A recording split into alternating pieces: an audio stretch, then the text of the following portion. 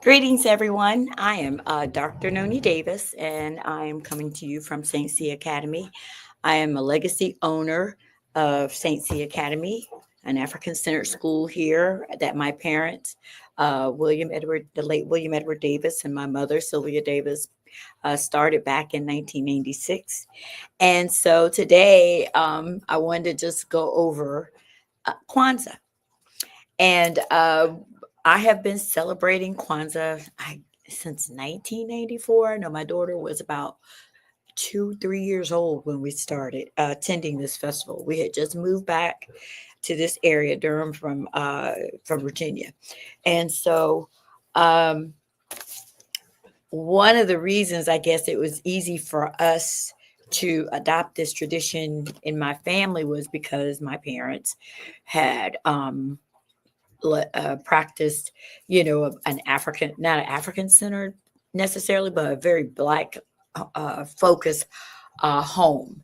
And in the 70s, my mother had curriculum from the 70s that were some of the early black centered curriculum that included African characters in the ABCs and there were books about black people. I remember reading Jet magazines back in the Ebony Junior magazines back in the 70s, and so I grew up aware of of an African culture. I remember learning about Singbe Pia, who is also we know him as on the Amistad as, oh my goodness, I can't remember what they call. I only Cinque on the Amistad, and I remember reading those kind of stories in the Ebony Junior books. And Ebony was like on it back in the 70s. So so growing up in that kind of household, and then we also, my parents are had completed military service, so they were on the GI Bill and went back to college. And so I remember being eating in the homes of some of the African students who were on campus, and I'll never forget Mr. Ndbisi, who I believe went back to Nigeria to take the role of a chieftain in his community. But I remember. Um, uh, uh, Celebrating African culture, having African artifacts in my home, and all of that. So, yeah, I was in this space from a very young age. Um, and so, what I wanted to do is, because we were talking about African celebrations, I really believe that with the incoming administration, I think Black people are going to kind of be doing some reassessment of what we need to do and how we're going to continue to elevate our communities. And Kwanzaa is definitely one of those areas that we need to engage in. A celebration that we need to participate in that would reaffirm our commitment to our community, building ourselves, loving ourselves, and just celebrating being the amazing people that we are. And so, what I wanted to start with is Milena Karenga and even the origin of Kwanzaa. Um, I know that the idea of this celebration was being celebrated in different places. You had New York, you had New Jersey, you had wherever you had a collective of African Americans who were like my parents, who were moving towards this embracing Africa as much as not just being a black person or being a person who was Negro, which is what people were called in the United States back in the 1960s, but claiming our blackness and claiming our Africanness. And so there was already, from what I understand, conversations about starting this. But what kicked it off was the Watts rebellion back in 1965 in Los Angeles. And Black people in that community had been, just sick and tired and they have been complaining and protesting against police violence in their community. And so this particular evening, I think it was August 11th, 1965, a young man named Marquette Fry. He was 21 years old and he was stopped by the police and they accused him of being drunk while driving. So they said he was inebriated. He apparently, according to the police, failed his drug test. And then when they proceeded to apprehend him, he fought back and they ended up killing him. But black people witnessed it. Apparently, his mother was there, and then there was also a pregnant black woman who apparently was attacked by the police. And so black people said, "I'm tired." And for 6 days, from August 11th to the 16th, they rioted, and they just tore up. I think they said, I'm trying to think. Um, they said 34 people were killed. And I don't know, I couldn't find the exact numbers. Like, was this all black people in black community, or I didn't get a chance to find that. But they said 1,000 were injured, and $40 million in damage happened. And what they eventually had to call in the National Guard because it was so bad, and then and issue a curfew. And so Milana Karenga was out there in Los Angeles and decided, you know, his response was like, how can we help to heal our community? What can we do to restore faith and love in our community after this tragedy? And so he decided to start Kwanzaa there. And so December 26, 1966, which was about 4 or 5 months later. What is that? September, October, November, December. So 4 months later, he organized. Yeah, September, October, November, December. Sorry, I have to make type A personality. You gotta have it exactly right. But anyway, so yeah, about 4 months later, on December 26th, he started Kwanzaa in response to the Watts riot. Now, he is a very controversial figure. There's a lot of accusations about what he did as a person. He had violated some women, and I am not about to go into that space. But for Kwanzaa, I don't think that Kwanzaa should be um, demeaned, because it was not just Milana Karenga. It was, I mean, Dr. Karenga. It was also several other African Americans who had already developed this concept. He is just the one who was able to successfully implement it, get it started, and on that particular date. And after 30, at this point, they said approximately 30 million people celebrate Kwanzaa. So I know people want to say, well, it's a made up holiday. Well, all holidays are made up, and we are actually, when we're celebrating days like Christmas, the Ethiopians celebrate Christmas on January 6th. We Americans and Europeans December 25th, and then in other communities they're celebrating it. I know Russia, some of these other places are all celebrating it on a different date. If there was a specific date, seemed to me everybody would celebrate it. So everybody has made their choice about when this is going to be celebrated.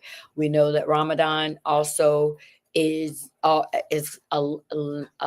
celebrated according to alignment with a particular astronomical event, alignment of the moon with the star.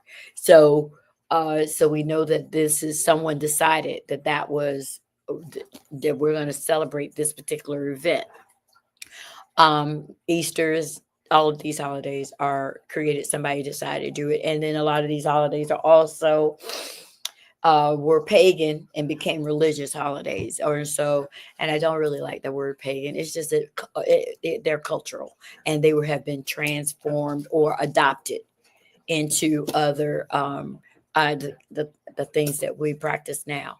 But this is the 58th year of Kwanzaa, and I think that it is monumental in what yeah, oh, the 20, it's 2025, January 1st, 2025. Yeah, we're getting ready to go into the 59th year of celebrating Kwanzaa, and we should always look at what is the core values of this holiday, of this celebration. I don't call it a holiday necessarily, because it's not necessarily a holy day. It's mostly a cultural um, celebration. It is a 7 day celebration from December 26th through January 1st, which means it does not conflict with Christmas. It is something that can be done after the Christmas holiday. Like I said, it is not a religious holiday. It is not a holiday; it's a celebration, and also it is not an African celebration. Africans did have first fruits celebrations, and first fruits are usually associated with harvest time. And so all over Africa, I think they in Milana's book. Where did I put his book? I'm sorry, I can't find. Oh, it's over here. I'm gonna pick this up over here. His book that he wrote, that I have an autograph copy of, Kwanzaa by Milana Karenga. And so in his book, I think he calls it Kaweda, and Kaweda is an ancient practice, I think, in throughout African communities. So here he said, so what this book does is he examines um, cultural similarities between what the continental Africans practice, and he used those practices to become the core values for Kwanzaa. And so the first thing I wanted to do is talk about the symbols. Okay, so the colors for Kwanzaa, if you can look over here at my table, I have the red, the black, and the green. Um, red, black, and green fabric. A lot of times we have a bandera. Bandera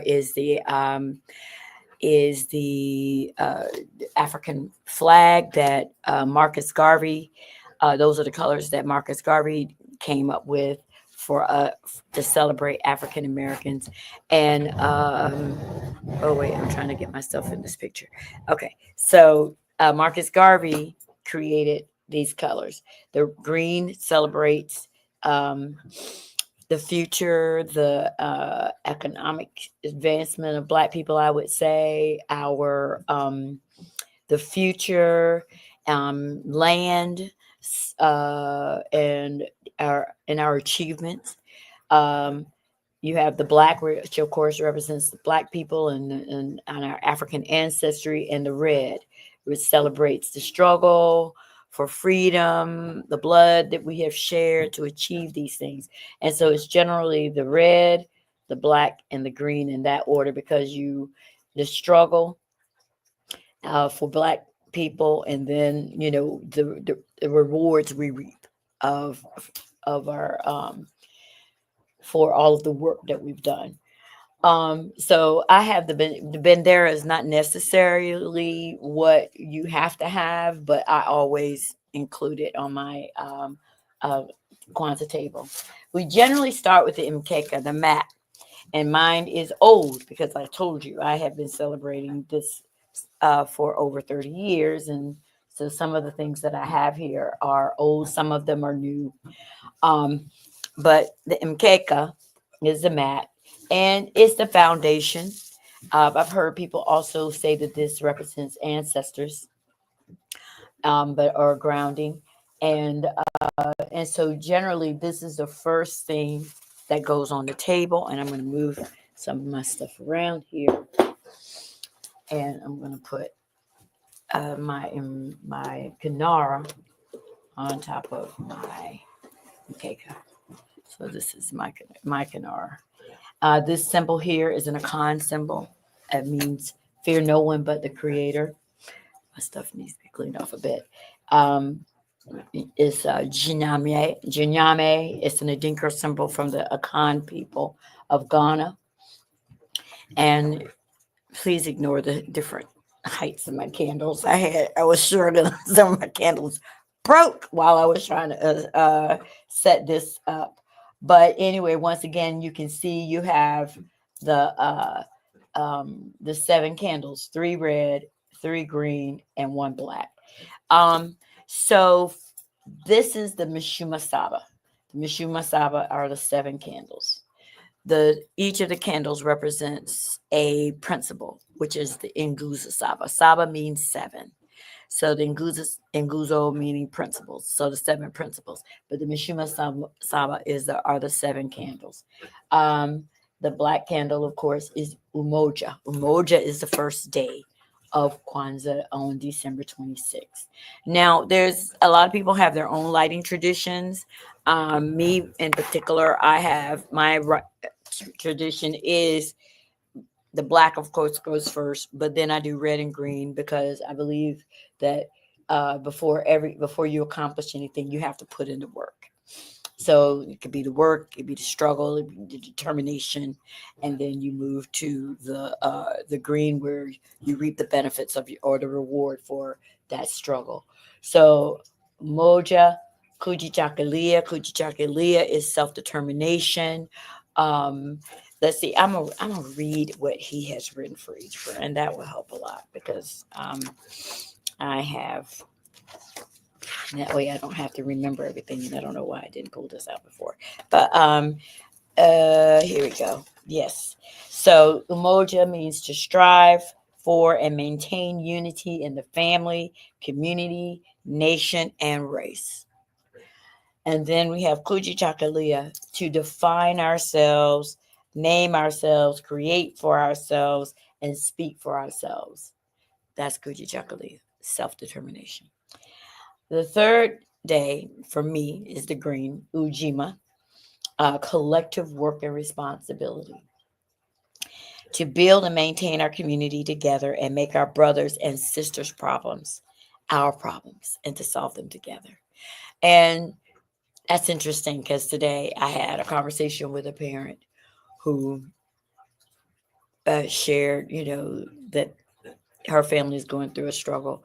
And I said, hey, we're going to be okay. Don't let St. Cia be a problem that you can just let that one go and focus on what you have to do and not worry about, what you have to do here. Just stay from because we need to build our community.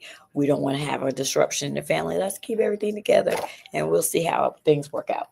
So that is Ujima. Then you have Ujama, is cooperative economics, which I guess that could be that too. To build and maintain our own stores, shops, and other businesses and profit from them together.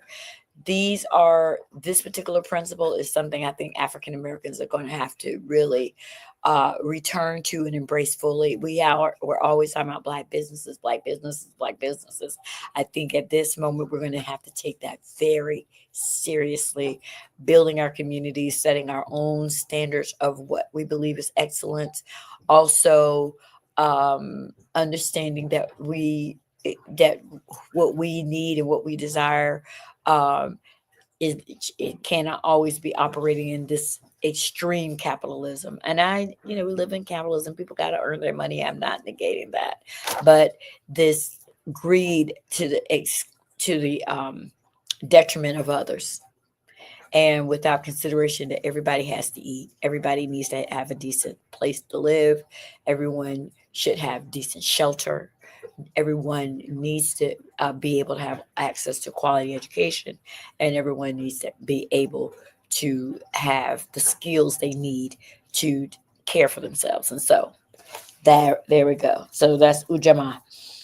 Nia, Uja, Guja, Leah, Ujima, Ujamaa, Nia's purpose. So to make our collective vocation the building and developing of our community in order to restore our people to their traditional greatness.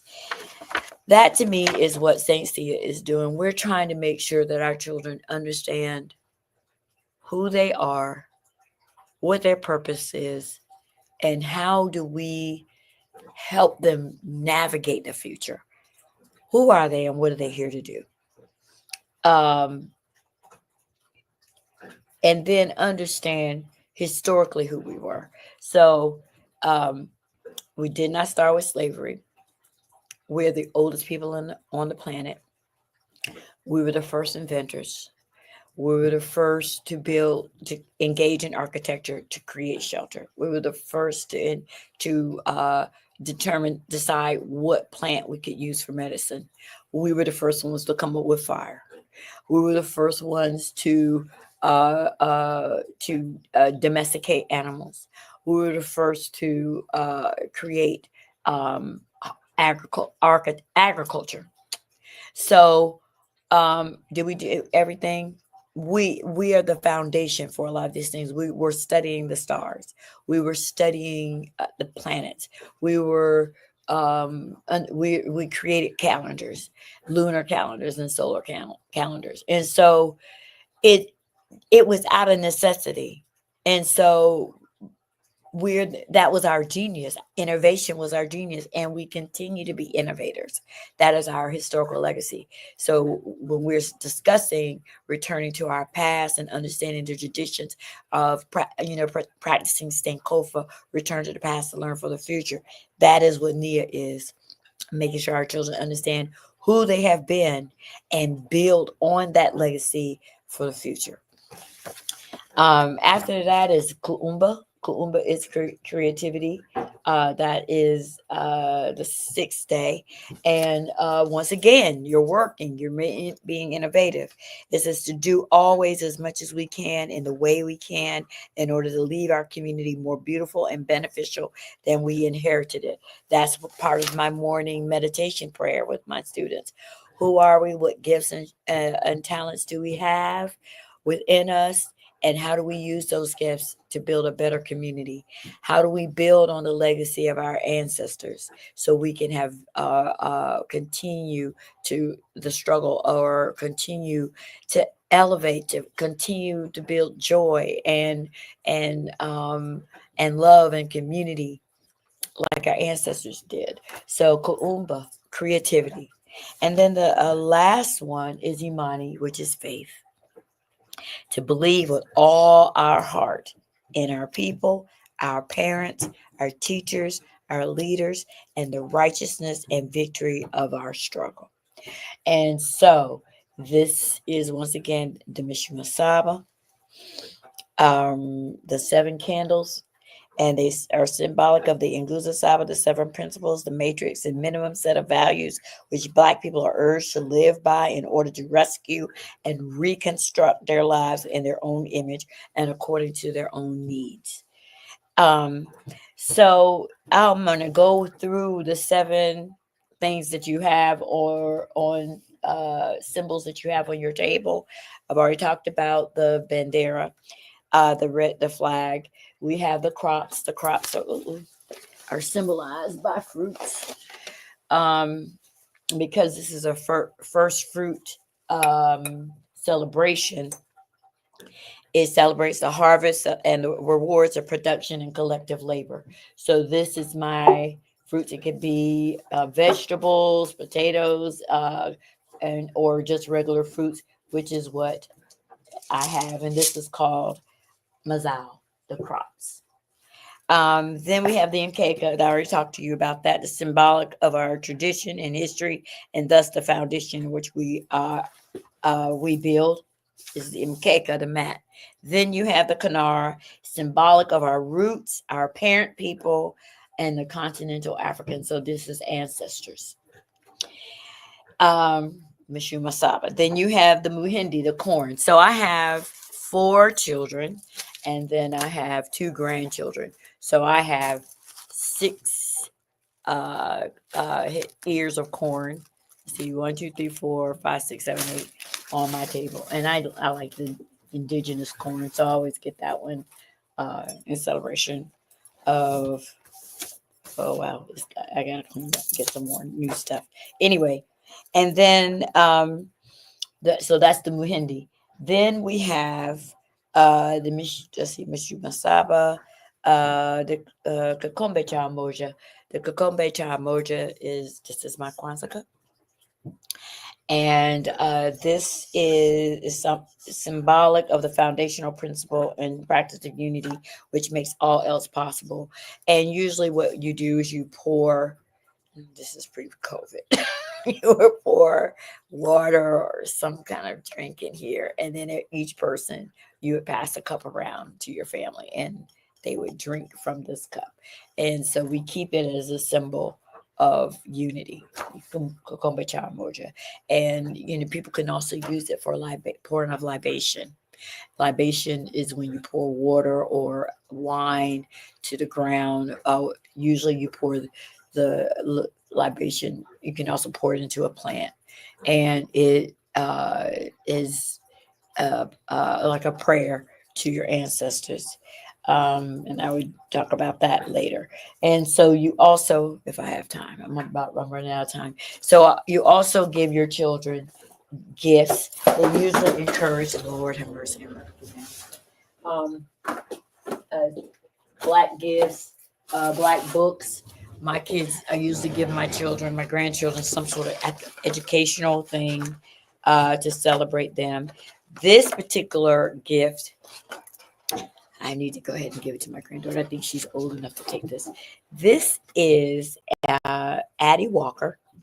Addie Walker is an American doll girl, and what is so significant about her is that she was she's representing a young girl who lived at Stagville Plantation here in North Carolina, side about 30 minutes from my home.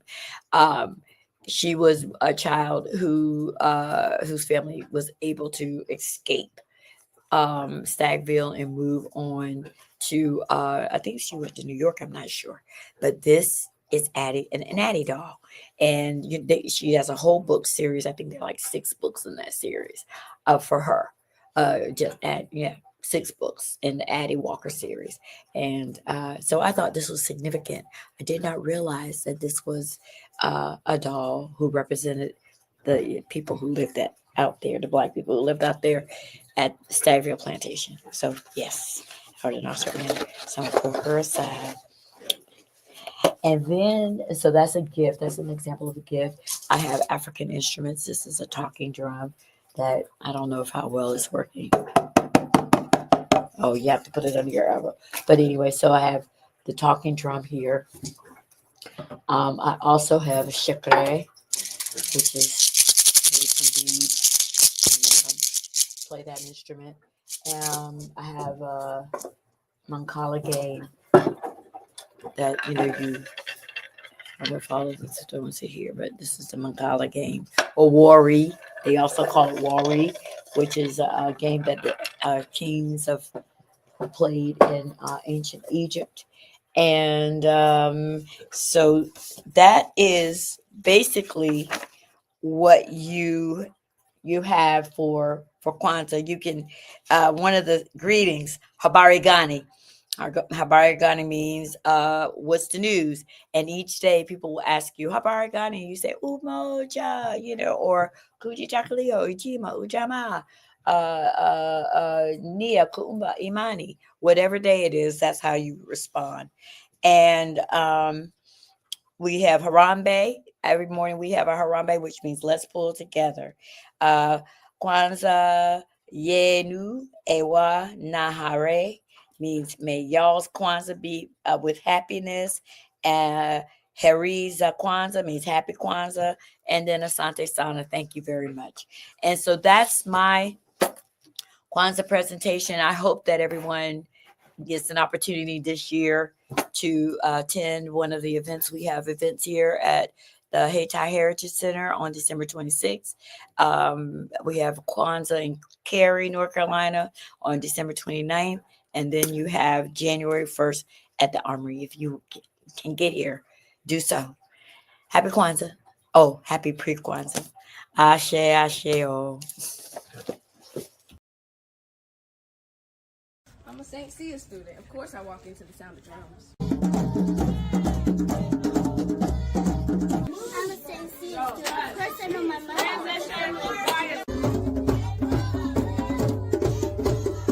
I'm a St. Cia student. Of course I can play the drum. I'm a St. Cia student. Of course I can work with my hands. I'm a St. Cia student.